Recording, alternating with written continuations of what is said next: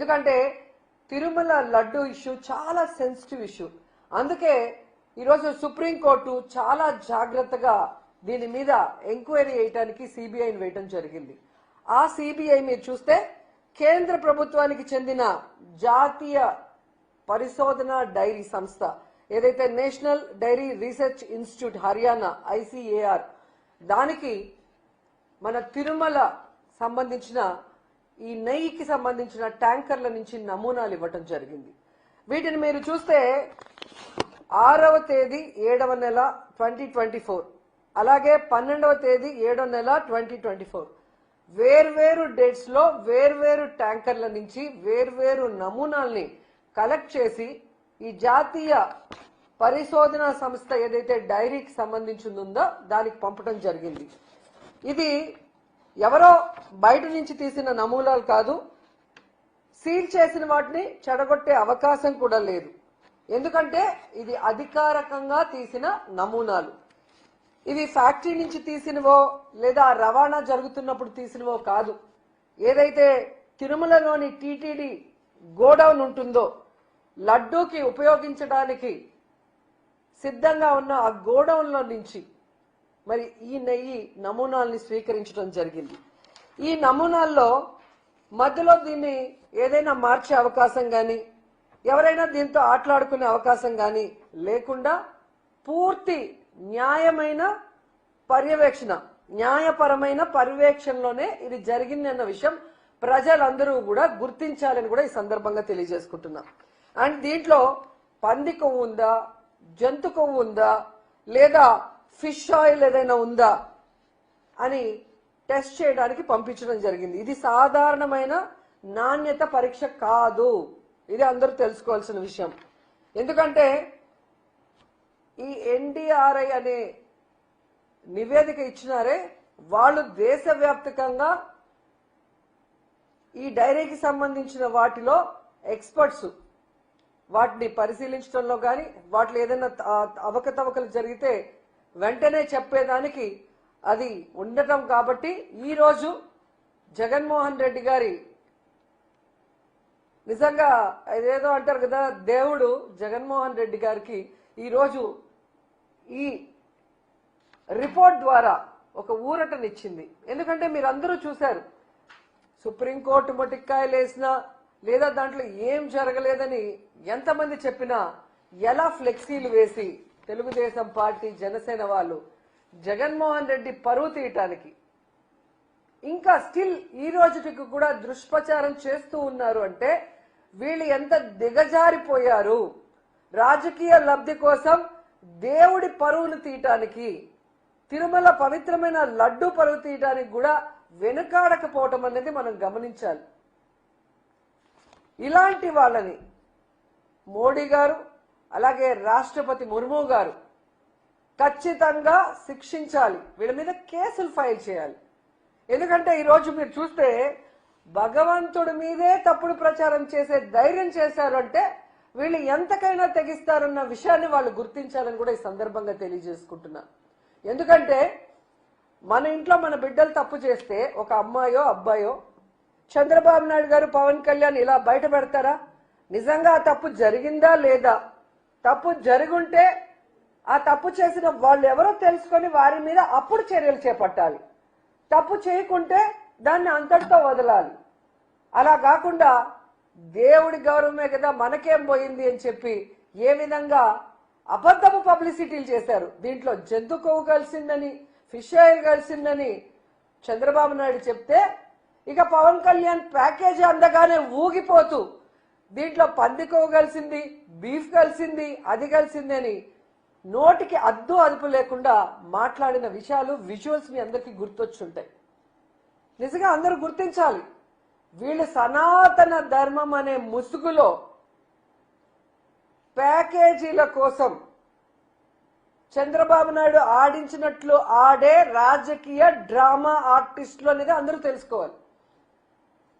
ఎందుకంటే ఈ పవన్ కళ్యాణ్ సనాతన ధర్మం ఆచరించేవాడైతే సనాతన ధర్మంలో ఆచరించాల్సిన ఏది కూడా ఈయన ఇంతవరకు ఆచరించలేదన్న విషయం పబ్లిక్ అందరూ కూడా తెలుసుకున్నారు. సో ఎప్పుడు ఏ గెటప్ వేయాలో చంద్రబాబు నాయుడు చెప్తాడు, దానికి సంబంధించిన ప్యాకేజ్ ఇస్తే దానికి తగ్గట్టుగా ఊగిపోతాడు.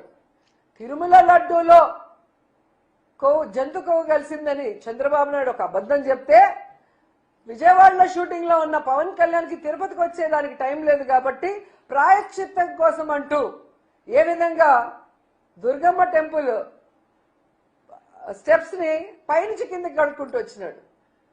మరి చంద్రబాబు నాయుడు చెప్పిన ప్రాయశ్చిత్తం కోసం చేసిన ఆ అబద్ధపు ప్రచారానికి ప్రాయశ్చిత్తం కోసం దుర్గమ్మ టెంపుల్ మెట్లు కడిగావే, మరి ఈరోజు నువ్వు చంద్రబాబు నాయుడు చెప్పింది పచ్చి అబద్ధం.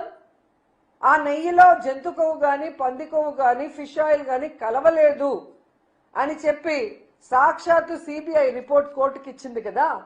మరి ఇప్పుడు ఏం గడుగుతారు, ఎక్కడ గడుగుతారు? పవన్ కళ్యాణ్ చెప్పాలి. ఈరోజు భక్తులందరి కాళ్ళు కడిగి మీ నెత్తిన చల్లుకోవాలి. జగన్మోహన్ రెడ్డి గారి కాళ్ళు కడిగి మీరు నెత్తిన చల్లుకోవాలి. ఎందుకంటే ఇది జగన్మోహన్ రెడ్డి గారిని టార్గెట్ చేసి మీరు చేసిన నాటకం కాబట్టి. ఈరోజు ఆయన తప్పు చేయలేదు కాబట్టి ధైర్యంగా నిలబడ్డాడు. తాను తప్పు చేయలేదు అని ప్రూవ్ చేసుకున్నారు జగన్మోహన్ రెడ్డి గారు. ఆయన కాళ్ళు కడిగి చంద్రబాబు నాయుడు పవన్ కళ్యాణ్ నెత్తి మీద చల్లుకోవాలి. ఎందుకంటే మీ అందరికీ తెలుసు, ఆ రోజు పవన్ కళ్యాణ్ తిరుపతిలో మీటింగ్ పెట్టి అసలు ఎంత ఊగిపోయినాడు, ఎంత మాట్లాడాడు. ఆయన ఒక ఎత్తు అయితే ఆయన పక్కన ఒకడు ఉన్నాడు అదే రోజు మీటింగ్ లో. మీరు చూస్తే అరవ శ్రీధర్ వీడు ఇంకా రెచ్చిపోయి డిక్లరేషన్ గురించి నోటికి వచ్చినట్టు వాగాడు. ఈరోజు ఏమైంది? దేవుడు చాచి పెట్టి కొడితే గింగిరాలు తిరుగుతూ వచ్చి పడ్డారు. ఆడవాళ్ళ జీవితాలని నాశనం చేసే వీళ్ళు, ఆడవాళ్ళకి అబార్షన్లు చేసి వాళ్ళని రోడ్డు మీద పడేసిన వీళ్ళు, సనాతన ధర్ములు, వీళ్ళు జగన్మోహన్ రెడ్డి గారి గురించి మాట్లాడే వ్యక్తులు అని అడుగుతున్నా. ఎంత సిగ్గుచోట ఒకసారి ఆలోచించండి. ఈరోజు నిజంగా వీళ్ళు హిందువులైతే చంద్రబాబు నాయుడు పవన్ కళ్యాణ్ నిజంగా హిందూ ధర్మాన్ని వీళ్ళు గౌరవించే వాళ్ళైతే దేవుడిని ఏ విధంగా నోటికి వచ్చినట్టు ప్రచారం చేశారో, ఒకడేమో మెట్లు కలుగుతాడు, ఒకడేమో వందే భారత్ ట్రైన్ లో భజన చేసుకుంటూ వస్తారు, ఒకరేమో సంప్రోక్షణ చేస్తారు, ఒకరేమో హోమాలు చేస్తారు. ఈరోజు అడుగుతున్న సంప్రోక్షణ చేసిన వాళ్ళని, మహాశాంతి హోమం ఎవరైతే చేశారో తిరుమల కొండపైన, వాళ్ళని అడుగుతున్నా, ఈరోజు ఏం చేస్తారు మీరు? ఏ మొహం పెట్టుకొని మీరు భక్తులకు సమాధానం చెప్తారని అడుగుతున్నా. ఈరోజు పవన్ కళ్యాణ్, చంద్రబాబు నాయుడు అండ్ ఇలాంటి తప్పుడు ప్రచారం చేసిన ప్రతి ఒక్కరి నోళ్లు పినాయిల్తో కడగాలని కూడా భక్తులకు తెలియజేసుకుంటున్నా. ఎందుకంటే మన భగవంతుడిని గౌరవించాల్సిన బాధ్యత, కాపాడుకోవాల్సిన బాధ్యత భక్తులైన మన మీద ఉంది. ఇలా రాజకీయం కోసం దేవుణ్ణి కూడా వాడుకునే చంద్రబాబు నాయుడు, పవన్ కళ్యాణ్ లాంటి వాళ్ళకి బుద్ధి చెప్పాలని కూడా ఈ సందర్భంగా తెలియజేసుకుంటున్నా. లేకపోతే వీళ్ళు ఎంతకైనా తెగిస్తారన్న విషయం మనం తెలుసుకోవాలి. అసలు ఈ ఇష్యూ అంతా ఎందుకు జరిగిందో మీ అందరికీ గుర్తొచ్చి ఉంటుంది. విజయవాడలో వరదలు వచ్చి ఆల్మోస్ట్ విజయవాడ మునిగిపోయి ప్రజలు తిండి లేక, చిన్నపిల్లలు పాలు లేక, ముసలి వాళ్ళు ఆ నీళ్ళల్లో మునిగిపోయి ఊపిరాడక అందరూ ఏడుస్తూ గగ్గోలు పెడుతుంటే దాన్ని డైవర్ట్ చేయడం కోసం చంద్రబాబు నాయుడు, పవన్ కళ్యాణ్ ఆడిన నాటకం ఈ లడ్డూలో కల్తీ జరిగింది, జంతు కొవ్వు పంది కొవ్వు కలిసిందన్న అబద్ధం అన్న విషయం మళ్ళీ ఒకసారి ఆంధ్రప్రదేశ్ ప్రజలు తెలుసుకోవాలి. ఎందుకంటే టూరిస్టుల లాగా అప్పుడప్పుడు ఆంధ్రప్రదేశ్కి వచ్చి హైదరాబాద్కు పారిపోయే వీళ్ళు ఆ రోజు విజయవాడ మునిగిపోతుంటే దాన్ని ఎలా కాపాడాలో అఫీషియల్స్ కి డైరెక్షన్ ఇవ్వడానికి ఒక్కడు లేడు.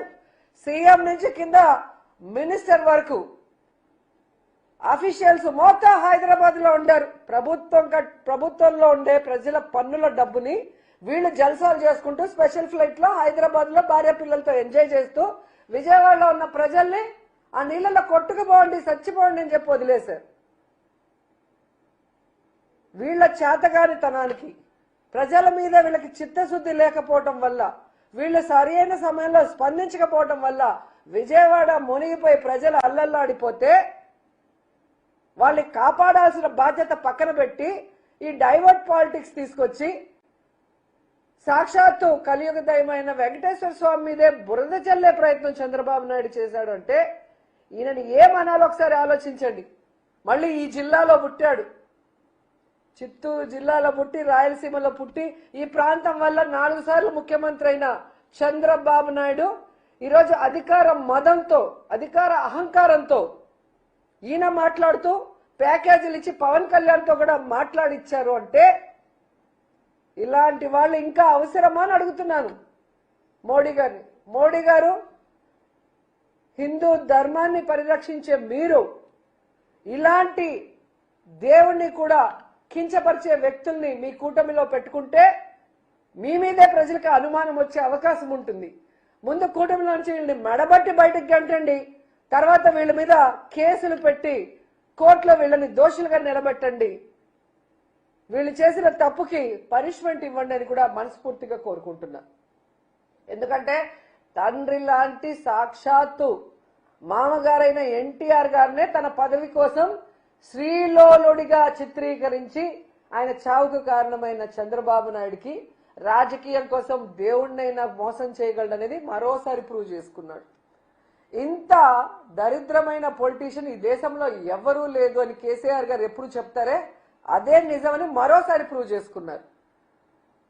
సో ఏదైతే ఈరోజు నేషనల్ డైరీ రీసెర్చ్ ఇన్స్టిట్యూట్ పరిశోధన చేసి ఇచ్చిందో దాంట్లో జంతు కొవ్వు కానీ పంది కొవ్వు కానీ ఫిష్ ఆయిల్ కానీ లేదని ఆ రిపోర్ట్ని సిబిఐ కోర్టు ముందు ఉంచింది. ఇది మీరు కనుక చదివితే మీకే అర్థమవుతుంది చంద్రబాబు నాయుడు గారు ఎంత నీచుడు, దేవుడి లడ్డూని కూడా తన రాజకీయం కోసం ఎలా ఉపయోగించుకున్నాడని. అలాంటి వ్యక్తిని తరిమి తరిమి కొట్టండి. అలాంటి వాళ్ళు రాజకీయంలో ఉంటే మన ధర్మాలు భ్రష్టు పట్టిపోతాయి, మన రాష్ట్రం భ్రష్టు పట్టిపోతుంది, మన ప్రజలకి సుఖశాంతులు లేకుండా పోతాయి. మనం చూసారు కదా, ఒక వెల్ఫేర్ లేదు, ఒక డెవలప్మెంట్ లేదు, ఎంతసేపు అబద్ధాలు. లేదా జగన్మోహన్ రెడ్డి గారి మీద వైఎస్ఆర్సీపీ మీద బురద జల్లడం తప్ప మరో కార్యక్రమం లేదు అని ఈ 2 ఏళ్ల కాలంలో అందరూ పూర్తిగా అర్థం చేసుకున్నారు. సో భవిష్యత్తులో ఈ జనసేన ఏదైతే కామసేన కామాంధుల సేన అని ప్రూవ్ చేసుకుంటుందో, పార్టీ పెట్టినప్పటి నుంచి ఇప్పటి వరకు ఎంతమంది నాయకులు దాంట్లో హత్యలు చేశారు, రేపులు చేసినారు, వాళ్ళు సాక్ష్యాధారాలతో బయటకు వచ్చారో మనం చూస్తున్నాం. అంటారు కదా యదా రాజా తదా సేన. సో తెలుగుదేశంలో అలాగే ఉంది, జనసేనలో అలాగే ఉంది. అలాంటి పార్టీలకి భూస్థాపితం చేయండి. అలాంటి పార్టీల వల్ల ఎటువంటి ఉపయోగం లేదు. సో నిజంగా ఈరోజు దేవుడు లడ్డూలో కొవ్వు కలిసింది అని చెప్పిన వ్యక్తుల కొవ్వు కరిగిచ్చే విధంగా ఈరోజు వచ్చిన రిపోర్టు నిజంగా చాలా సంతోషంగా ఉంది. కనీసం ఏమంటారు నిజాయితీకి నిజమైన రిపోర్టుకి బయటకు వచ్చే అవకాశం ఉంది. అదే నీకు ఆంధ్రప్రదేశ్లో సిట్ అయింటే చంద్రబాబు నాయుడు సిట్ అంటే సిట్టు, స్టాండ్ అంటే స్టాండ్. నిజాలు బయటికి రాకుండా సమాధి చేస్తుంటారు. అనేక విషయాల్లో మనం చూసాం. ఎప్పుడు ఏది జరిగినా ఒక కమిటీ వేసేస్తారు, ఆ కమిటీ రిమోట్ బయట పెట్టు, ఆ తప్పు చేసిన వాళ్ళని శిక్షించరు, వాళ్ళైతే దాచిపెట్టుకుంటారు. లేని వాళ్ళ మీద తప్పుడు రిపోర్ట్లు సృష్టించి తప్పుడు కేసులు పెట్టి రెడ్ బుక్ రాజ్యాంగం అంటూ ఎలా నడిపిస్తారో ఈ 2 సంవత్సరాల్లో మనం చూసాం. సో ఇలాంటి చంద్రబాబు నాయుడు, పవన్ కళ్యాణ్ లాంటి వ్యక్తుల్ని నేపాల్లో ఎలా అయితే తరిమి తరిమి కొట్టారో అలా తరిమి తరిమి కొట్టమని ఈ రాష్ట్ర ప్రజలకి యువతకి పిలుపునిస్తున్నాం.